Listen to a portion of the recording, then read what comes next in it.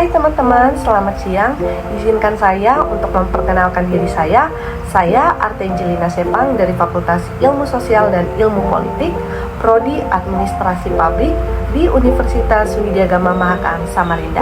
Di sini saya akan memberikan sedikit penjelasan yang saya ketahui mengenai pengawasan dan partisipasi masyarakat dalam bentuk administrasi pembangunan.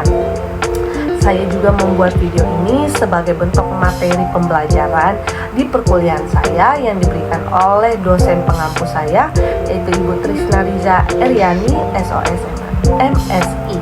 Sekian perkenalan diri dari saya ucapkan terima kasih, bye-bye.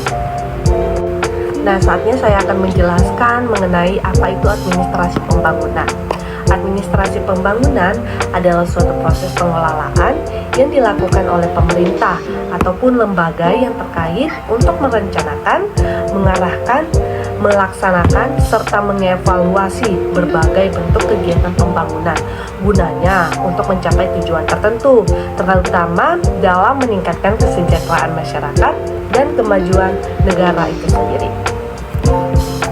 Nah teman-teman, kalau saya sudah tadi menjelaskan secara menyeluruh apa itu administrasi pembangunan serta aspek-aspek yang diperlukan dalam administrasi pembangunan itu sendiri, saatnya saya akan menjelaskan mengenai pengawasan dalam administrasi pembangunan. Pengawasan ini sangat diperlukan untuk memastikan bahwa program dan kegiatan pembangunan dapat berjalan sesuai dengan rencana, efisien dan efektif, serta dapat mencapai tujuan yang diinginkan. Bentuk-bentuk dari pengawasan ini dapat dibagi menjadi beberapa jenis. Yang pertama, ada pengawasan preventif, yang dimana pengawasan preventif ini yaitu sebuah kontrol untuk mencapai tujuan dalam mencegah penyimpangan dari awal, misalnya melalui kajian pelayanan, penyusunan SOP, serta persetujuan anggaran. Yang kedua, ada pengawasan represif, yang dimana ini untuk mengontrol suatu pembangunan yang bertujuan untuk menilai hasil ataupun menemukan kekurangan atau penyimpangan yang terjadi serta memberikan sanksi atau perbaikan jika perlu.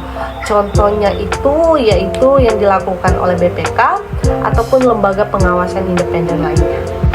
Nah, dari pengawasan pasti sangat diperlukan yang namanya partisipasi dari masyarakat, karena pemerintah tidak dapat berjalan dengan sendirinya tanpa ada partisipasi dari masyarakat langsung, gunanya untuk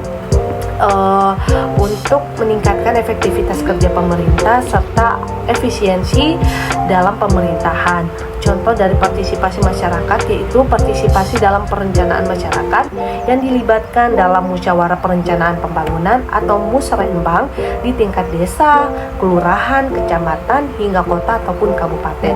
Yang kedua, ada partisipasi dalam pelaksanaan, di mana masyarakat ini turut serta dalam pelaksanaan program kegiatan ataupun pelayanan publik lainnya seperti kesehatan, pendidikan, pembangunan, gotong royong, swadaya, dan kelompok kerja lokal lainnya.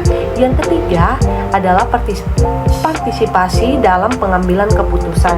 Ini dilakukan oleh wakil-wakil dalam lembaga legislatif, dewan desa, ataupun badan pemusyawaratan desa. Keterlibatan dalam penyusunan peraturan perundang-undangan ini ataupun kebijakan ini sudah melalui uji coba publik ataupun forum konsultatif. Nah, dari materi yang saya sudah sampaikan, di sini saya akan menyimpulkan bahwa pengawasan dan partisipasi masyarakat merupakan dua elemen penting dalam administrasi pembangunan yang berfungsi untuk memastikan bahwa proses pembangunan dapat berjalan secara transparansi, akuntabel, dan sesuai dengan kebutuhan masyarakat. Partisipasi juga ini memungkinkan warga dapat berperan aktif dalam suatu perencanaan, pelaksanaan, hingga evaluasi pembangunan. Sementara pengawasan masyarakat juga menjadi alat kontrol sosial untuk mencegah penyimpangan dan meningkatkan efisiensi, serta memperkuat kepercayaan publik terhadap pemerintah. Oleh karena itu, pemerintah dapat menciptakan ruang partisipatif dan mekanisme pengawasan yang terbuka agar masyarakat dapat berperan secara maksimal dalam proses pembangunan.